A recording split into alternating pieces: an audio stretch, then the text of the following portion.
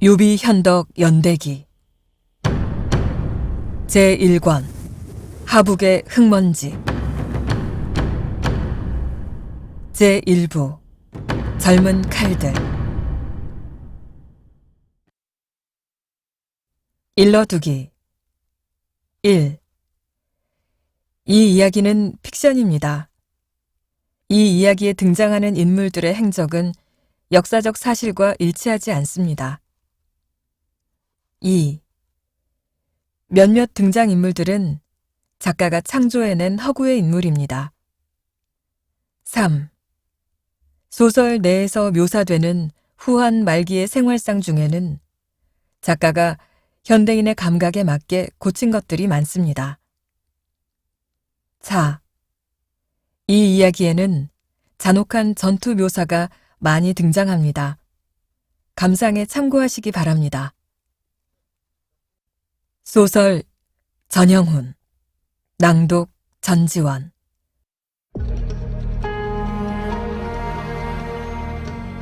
제1장 적기단.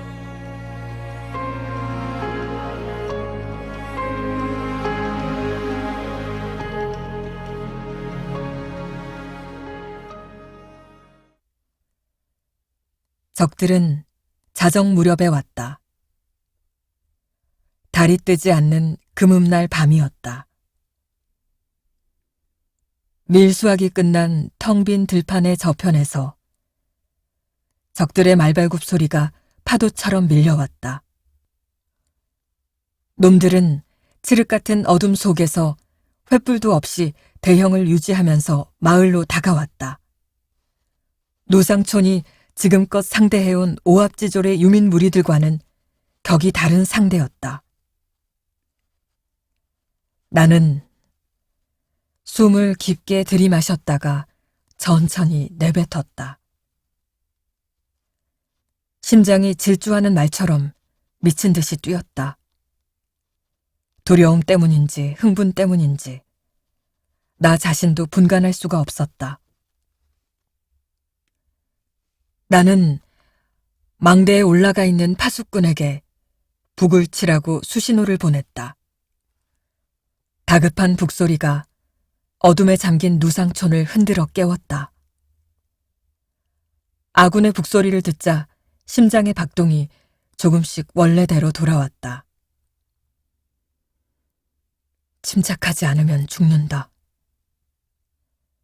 나는 속으로 되뇌이며 또 한 번 심호흡을 했다.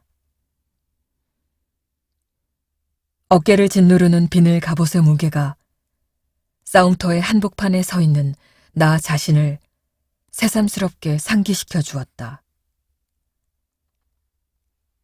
나는 마을의 동쪽 입구를 등진 채 눈앞에 펼쳐진 넓은 개활지를 향해 서 있었다. 이제 잠시 후면 흉폭한 비적단의 전유대 수십여 기가 홍수처럼 그 개활지를 덮쳐올 것이었다. 나의 뒤에는 마을을 지키기 위해 자원한 자경단원 100여 명이 삼열 횡대를 이룬 채 도열해 있었다. 나는 몸을 돌려 단원들의 얼굴을 바라보았다. 밀려드는 공포감에 짓눌려서 얼어붙은 표정들이었다. 나는 호각을 짧게 3번 불었다. 단원들의 시선이 일제히 나에게 고정되었다. 나는 첫 번째 명령을 내리기 위해 허리춤에서 칼을 뽑아들었다. 기나긴 사륙의 밤이 이제 막 시작되려고 하고 있었다. 4시즌 전, 촌장과 마을 원로들은 나를 자경단의 임시 지휘관으로 임명했다. 기나긴 회의 끝에 내려진 결정이었다. 오늘 새벽 3년 동안 자경단을 지휘했던 나의 오촌 종숙부는 마을 밖으로 순찰을 나갔다가 적의 손에 죽었다. 오늘 종숙부는 운이 없었다. 종숙부는 누상촌 외곽을 탐색하고 있던 비적단의 정찰대와 맞닥뜨렸고 현장에서 살해되었다.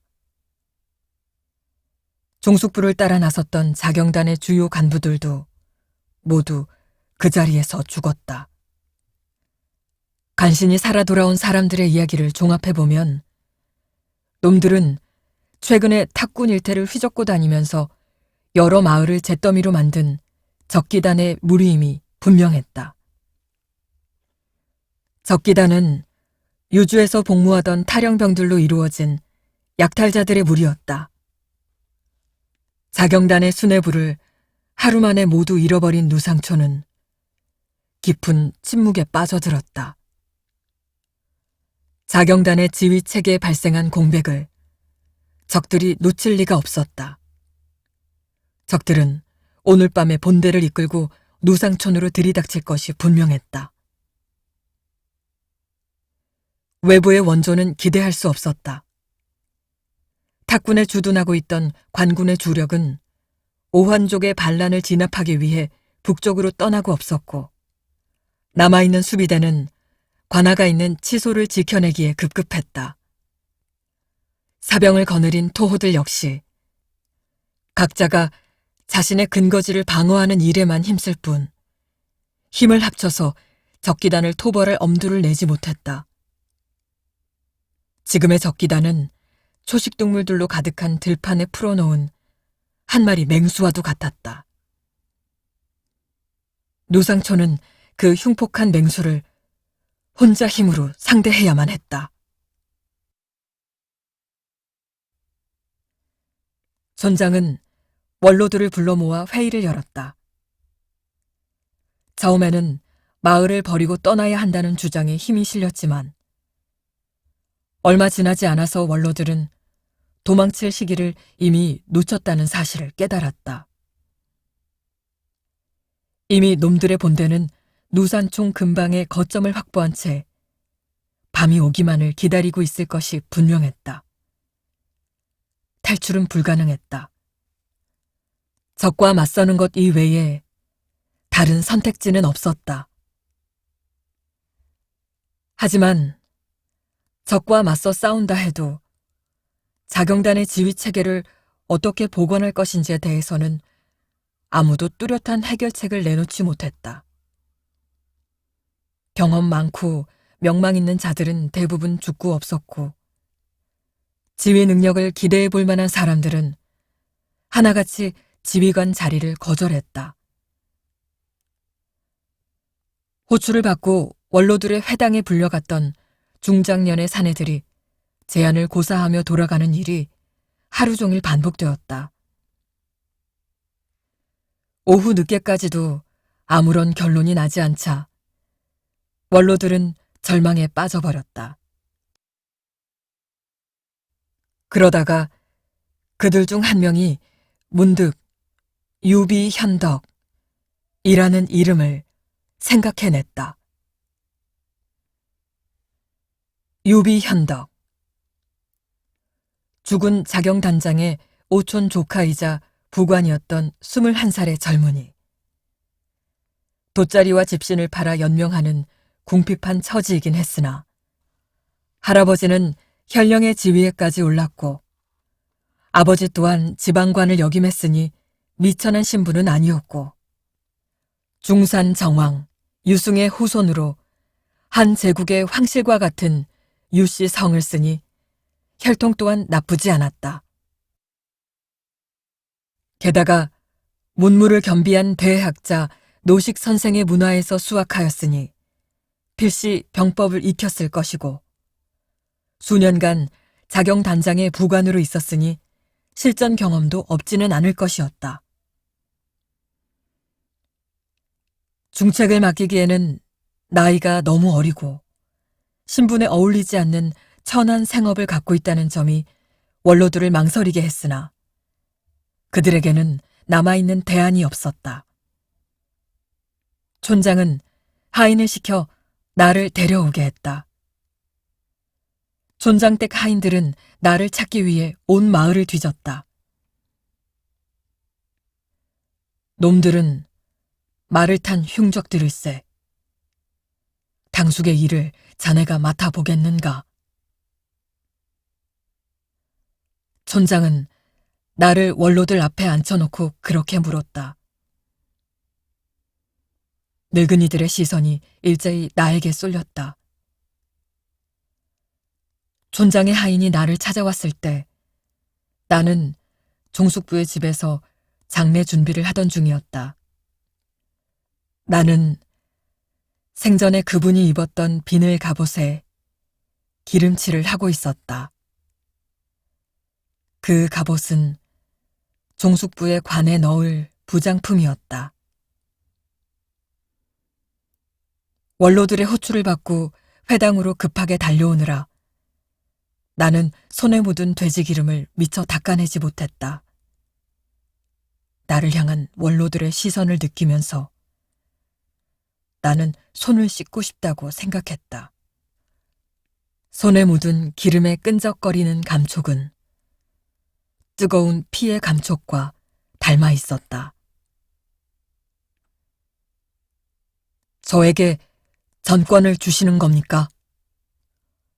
나는 촌장의 눈을 똑바로 바라보며 물었다. 불쾌한 기색이 촌장과 원로들의 얼굴을 잠시 스치고 지나갔다. 마을의 법도를 잘 알지 않나. 자네 당숙 때와 다르지 않을 걸세. 촌장이 부드러운 말투로 말했다.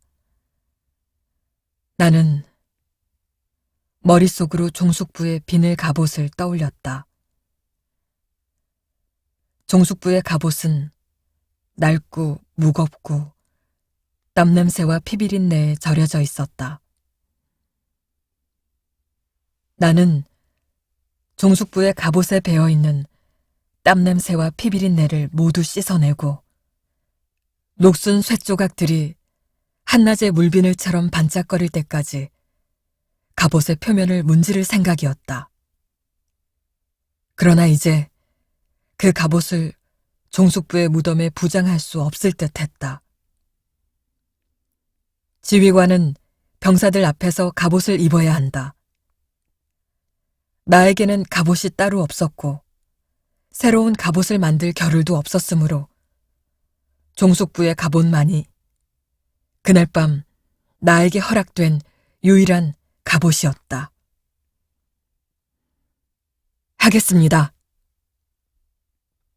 나는 짧게 대답했다. 촌장과 원로들의 얼굴에 안도하는 기색이 번졌다. 그들은 나에게 술과 고기를 권했다. 나는 내어온 술을 한 잔 마신 후 곧바로 자리에서 일어섰다. 나에게는 시간이 없었다. 적들은 오늘 밤에 올 것이었다.